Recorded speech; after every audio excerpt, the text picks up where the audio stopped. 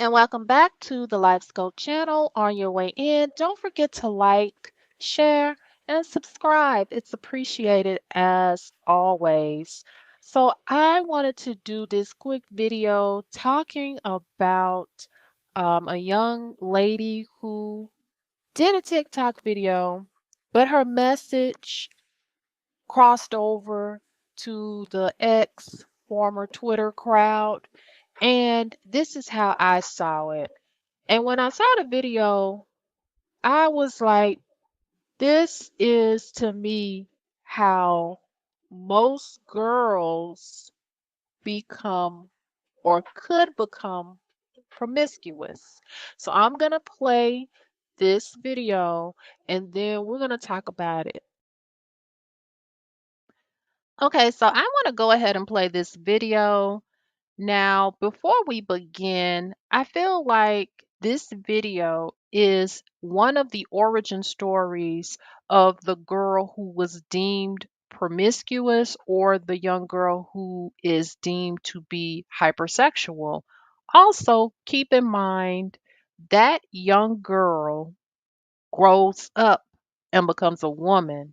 So if the behavior is not checked, or it's not talked out with someone, if you're not seeking help in terms of battling your demons, then the behavior can continue and now you're grown. So it can go into a whole lot of other things. Let's get into this video and we'll talk. When I was 14, I had a train ran on me by three senior boys in high school. I was 14, one was 17, another was 17, and one was 16 years old. When I was 14, I got bullied a lot, so I didn't have any friends in school, and my home life was no better than my school life. I was the black sheep of my family, and I was severely mistreated in my home, and I was left out, neglected, and bullied in school. So, right there, she tells us how easy it was for her to fall victim to having a train ran on her. Because keep in mind, when you're 14, you want friends. You want to be popular. You want to be well liked. You want to be well dressed. Especially if you're a girl, you want to have your hair done. It's almost a must that you have your hair done and you look nice when you're around those ages. So if you don't have that and you don't have the love and affection from your family at home, what was she to do? Because it's real easy to say, well, how come she just didn't walk away? How come she just didn't let the guys not do it to her, not run the train on her? It's real easy to say that. But as we get older and we find more things out about how people were raised and what they lack, it's not always that easy to just throw that out there. Now, when I was younger, honestly, I would have said and felt the same way like she's a slut. She let them boys run a train on her. I would have felt and said the same thing. I would have blamed her. Let's move on. I walked to school every day by myself with my headphones in, listening to my music, and I walked home every day by myself. I never bothered anyone, I never talked to anyone. I was a very shy child. These boys were extremely handsome and very popular in school, and they also happened to have to walk every day to school, to and from. And one day, they decided to start speaking to little old me. Now you have to understand my perspective at this time. I was a nobody and nothing, both in school and in my home life. Nobody gave a damn about me to the point teachers had to bring food to school, groceries for me at one point in time. And all of a sudden, the popular boys were coming up to me and talking to me while we were walking home to school together. Not only were they popular, they were attractive All the girls wanted them. They were in ROTC, they played sports, they were light skinned, they had the curly hair, the best fits, the flyest Jordans, and they were talking to me with my raggedy clothes, with my hand me downs, with my hot waters, with my hair all over my head, with my funky armpits. I felt like I was dreaming. I couldn't believe it. Like, this could finally be my chance. I could finally have some friends. I could finally be part of the popular crowd. I could finally be in. And that is so sad that your parents can't do the bare minimum, which is to make sure you got clothes on your back and that you are able to eat. Like they can't make sure, so much so that this girl's teachers had to bring her food. Like, how bad was she starving? How did they even know? Now, I'm pretty sure they saw how she was dressed and how she was looking, and they can tell, okay, if you looking like this, you probably are not getting any kind of meals. And she probably was a little skinny thing. So they did bring her something to eat to make sure at least she was getting a few meals before she has to go home to where there's nobody there that loves her. At least not in a way to help prevent her from even being in a position to get a train ran on her. Right? They told me that I was cool, that they wanted me to come over and play games with them. So that's what I did. One day I followed them home. I walked right down the street with them to their house, and I went inside to play Call of Duty with them. I remember their home was much different from my home life. Their mom was in the kitchen cooking, their aunts were in there, they was all chit chatting, they offered me a plate.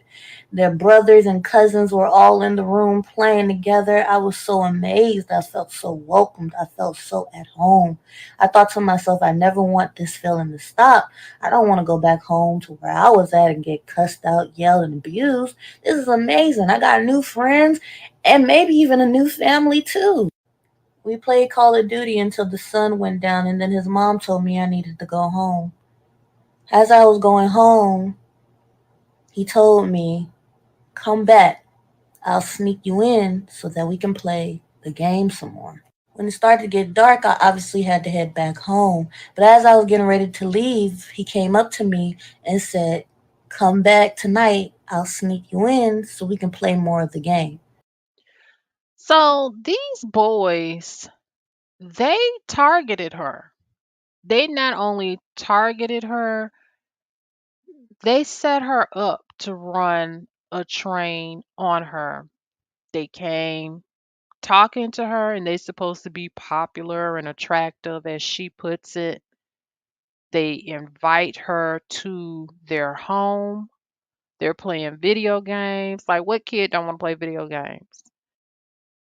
She's seeing his family cooking, feeding them probably, and they're just having a good time. And then here it comes to where he's trying to get her to come back and he's going to sneak her in. Sneak her in for what? And I bet that girl didn't think about it at the time that they just wanted to use her. She's only seeing it from the perspective of my home life is messed up. And we just heard her say the family was very welcoming.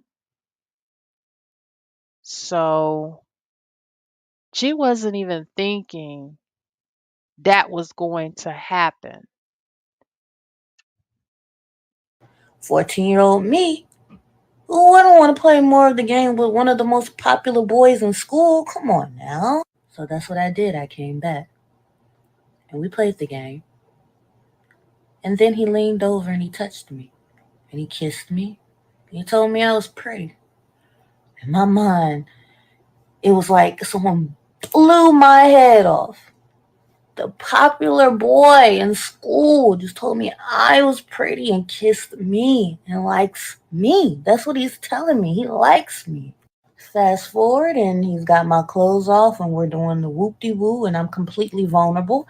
And as we're doing it, and he turns me over and tells me to get on my hands and knees and arch my back, I hear the door crack open. I look up in shock, gasp, thinking his mom has called us and we're about to be in so much trouble, but nope, it's his brother. He never stopped stroking me. As his brother walked in, I sat there in disbelief, my mind racing.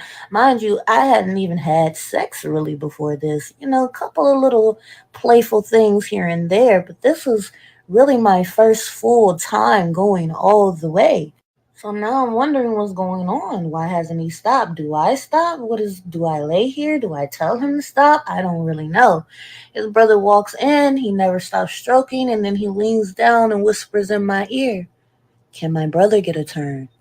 I don't really know what to say. I don't know what to do. Do I say no? Do I say yes? I mean, I should say no, right? Can your brother get a turn? I don't even know your brother, but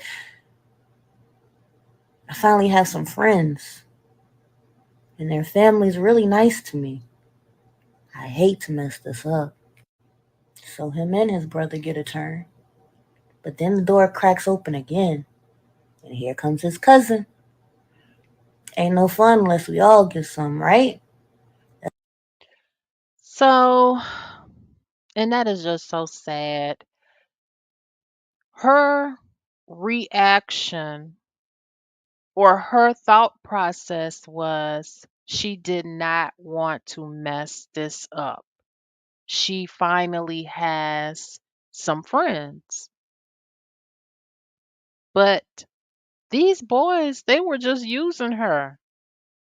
And clearly, they definitely have done it before because the guy said, yeah, turn over, get on your hands and knees and arch your back. This is a crazy way, a crazy start into becoming a woman. Like, this is how she started from being a virgin to losing her virginity to three guys who she don't even really know. Yeah, it's just wild. Come on, let's move on. That's what they told to me. I'll spare you all the details of my sad sob story, but let's just say fast forward, everyone has their fun, I guess. And it's time for me to go home. And I'm confused and I'm ashamed. And I don't really have anybody I can talk to about it. I don't know what I just did, and I don't even know if I liked what I just did. Anyways, because I know this video is getting long and you guys probably don't want to hear all the details. Long story short, back then, I didn't realize that I was a victim. I didn't realize that that was a manipulation tactic. I didn't realize I was targeted. Back then, I was just ashamed. I felt like I had been a whore, a harlot. I felt disgusting. I felt like it was my fault. I felt like I should have moved smarter. And I also, in the same breath, felt like finally somebody loves me. Somebody wants me. Finally, I'm pretty enough. Finally, I'm good enough. And it was two confusing different feelings. And now that I'm older, I really understand what was going on. And I'm just making this video to spread awareness for the other girls that may have had the same thing happen to them or may have gone through similar things and were always too ashamed to bring it up or speak their truth. You were a victim. So I do agree with her. It was definitely a manipulation tactic. They targeted her. They hit her with the things that even if they didn't know everything that was going on in her home life, you have some form of awareness. I mean, they were 16 and 17, and I'm pretty sure it was written all over her face, clothes, hair that somebody's not treating her well at home because this is how she comes to school. So they didn't care at the end of the day. They just wanted to get theirs off as young teenage boys. But I wonder how they think now because everybody is grown. You can reflect back, and do they still think that was okay to do? And then if they got kids, do they have daughters?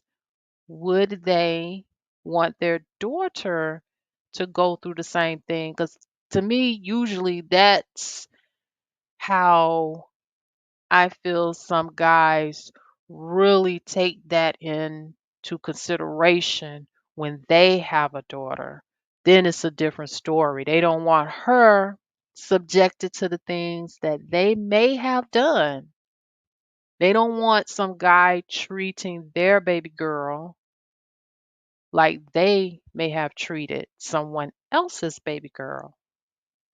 So I thought this was a very good video. Like I said in the beginning, um I don't feel like she has anything to be ashamed of because she was in a situation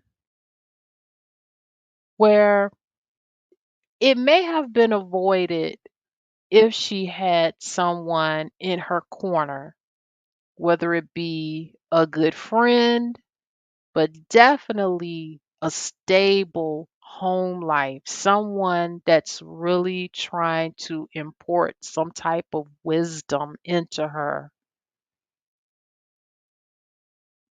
So, do you think she was a victim? Do you think she went through a few more promiscuous episodes? I mean, this is how she lost her virginity to three guys. So, do you think she just got older and then kept that up? So, I want to read something to you all before I end this video. So, there's this young girl, right? She's acting out, getting involved in risky relationships, and people are quick to judge her. But when you look closer, you realize it's all connected to her home life. Things at home aren't great. Maybe there's a lot of tension, fighting, and neglect. Her parents are wrapped up in their own issues, and she's left feeling unseen and unloved. So she starts seeking attention and validation from guys. It's not because she's bad or wild, it's because she's craving affection that she's not getting at home.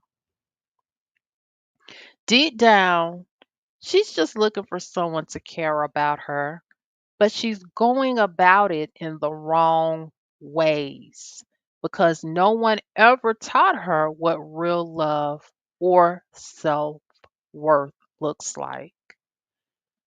So that is what I think when I hear this story.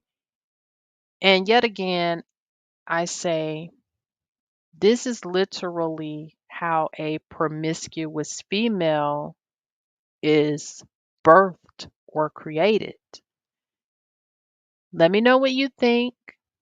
Don't forget to like, share, subscribe, and support the channel. Until next time, bye.